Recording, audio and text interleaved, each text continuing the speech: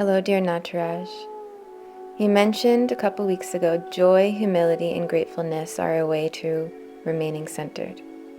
I struggle with humility and maybe gratefulness.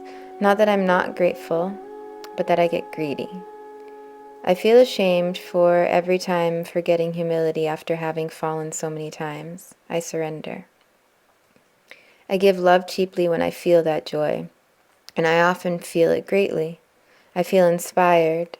I explicitly express love to people when I feel great, but in a way that my intuition says that I must just stay with the feelings instead of giving everyone words and pouring it out. Somehow saying it out loud is not holy or sanctious. How does one pour it back to that emptiness, directing the energy inward for it to be invisible, but more real than any manifestation? Does everyone see how the answer itself is already in the question?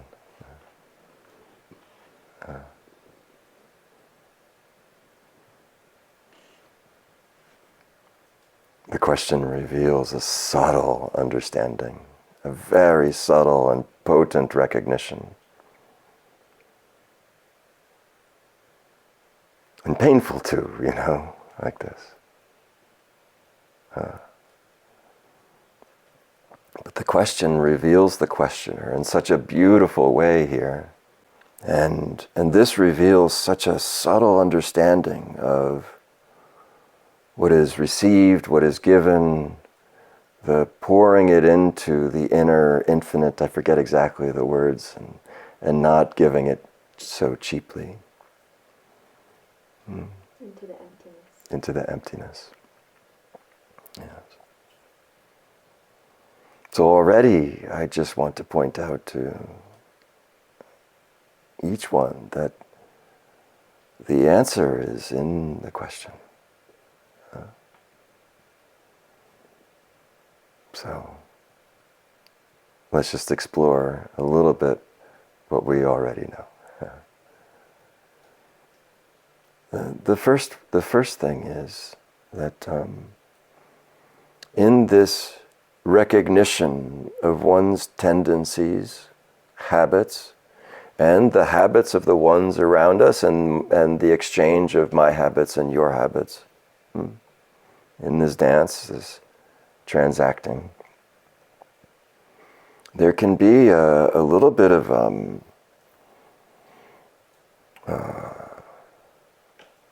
self-judgment in it, and it's really quite profound. That it's not that I'm not in humility. It's not that I'm not grateful, but I get greedy. I'm humble, but I become arrogant. I'm grateful, but I become greedy.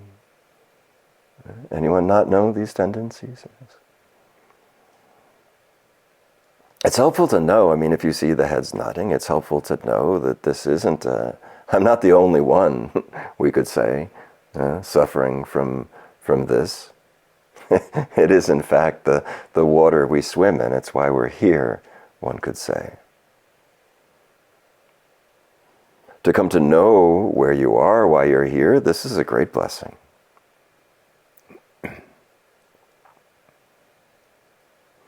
The reason I say this is a subtle recognition is because so few people come to this and continue about their business as if it's working.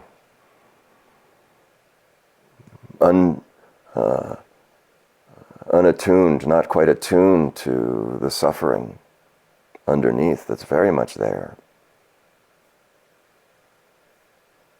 One subtle thing I want to point out is this lack of humility is itself shame. Shame is pride. Shame is arrogance.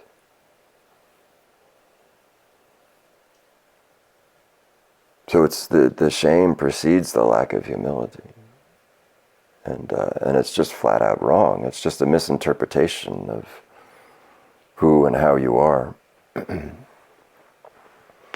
It's a misunderstanding of what is in your power.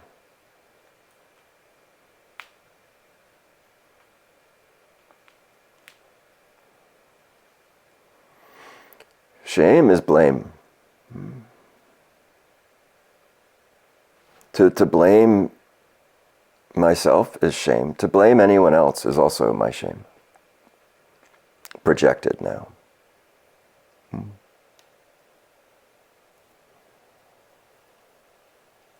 this is the way it is.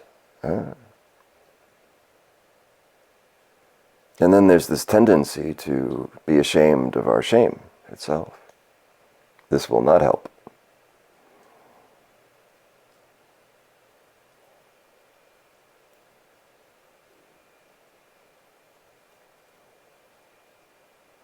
Can you fully be as you are?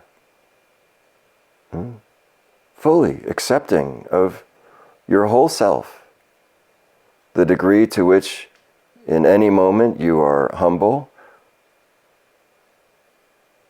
and the degree to which you are simultaneously prideful, and that it's always in some movement.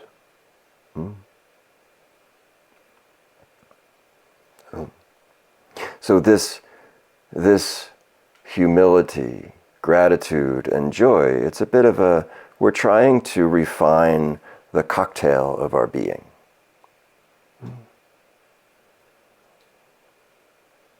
That gently, with great self-love and self-compassion, and great love for humanity and compassion for humanity, the others, we say, that we just gently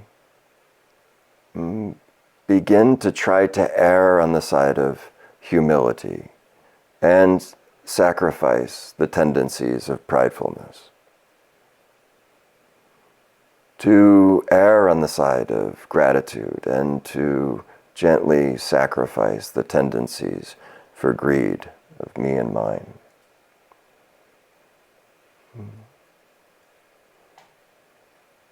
And joy, a celebration of life on the path, celebration even of confusion, celebration of being the recipient of mercy and grace, the recipient of lessons that I once called suffering.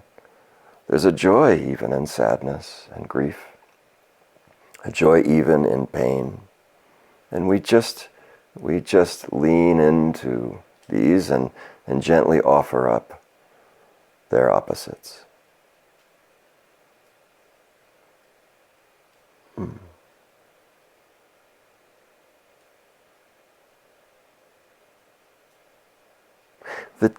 And then now the tendency, when one is full, there's a sense of relief, elation. Something has been given and received, given from above and received in this below, and we want to share it. And you all know this from your own experiences. Oftentimes, to share it, after the sharing, it feels cheapened somehow. Yes? You take out something precious, like a pearl, from the oyster of your heart. And it's so precious to you, and you want to share it with somebody. Look how beautiful this is. You have one too. Maybe even, you would say. And they look at it with some skepticism, some cynicism, some envy. Some envy.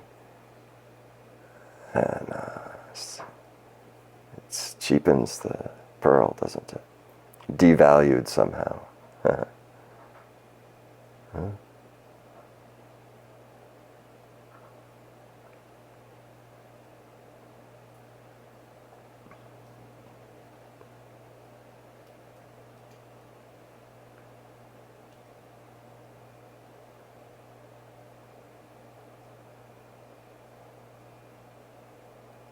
It's good to notice the pattern of this.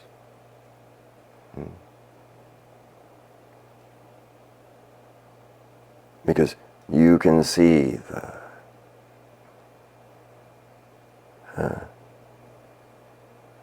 resistance, the skepticism, even the cynicism and the envy of others. And then you can reflect and find that same tendency in yourself. And do not be ashamed.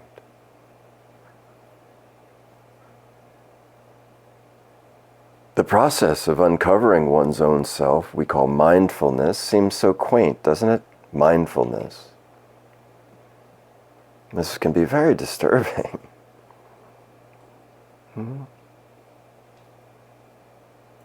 We'd want to run away from ourselves and run away from the ones who see us. Back into hiding.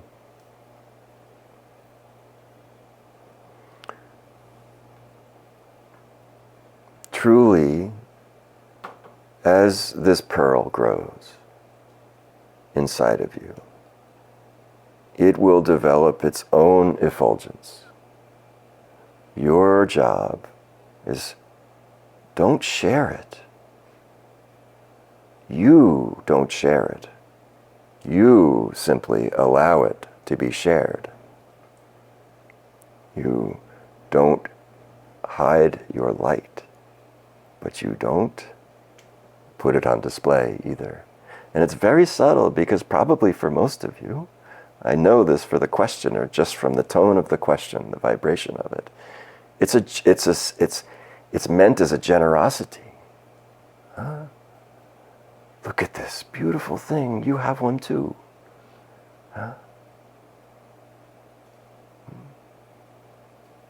But we must allow each one of their own accord, if they see it in us,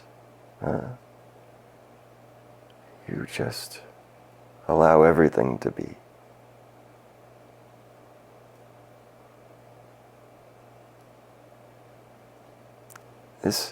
This evangelism in us is such a beautiful expression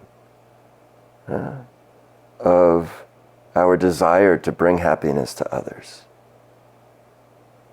But you also know, in recognition of all different kinds of evangelism, is it has sometimes a very negative consequence. You cultivate your inner light, and you stand in the confidence of that inner light, whether it is seen by anyone or not.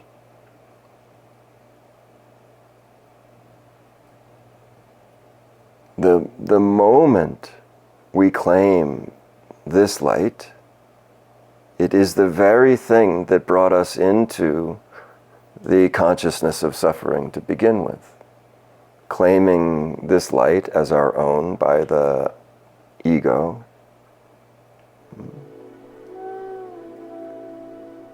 It's a beautiful ego, one that wants to share. But you can just let everything be. Now,